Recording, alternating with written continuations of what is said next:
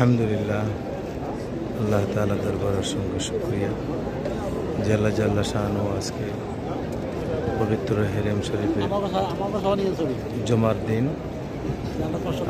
অনুষ্ঠিত হচ্ছে।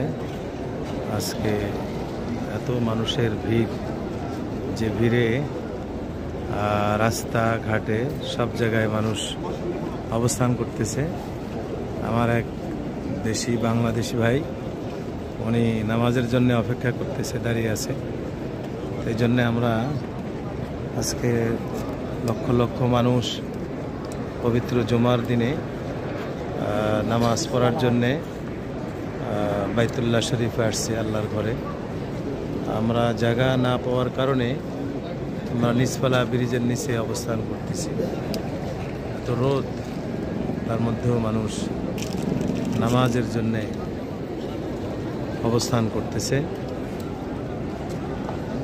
মানুষের ভিড়ে কেউ সামনের দিকে আগাতে পারতেছে না।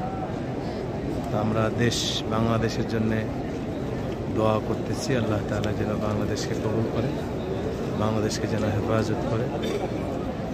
তো আমার কাছে যারা আরও দোয়া চেয়েছে, যত বন্ধু বান্ধব এবং হিতাকাঙ্ক্ষী, যত পরিচিত মানুষ, সবার জন্য আজকে এই পবিত্র জুমার দিনে দোয়া করব ইনশাআল্লাহ।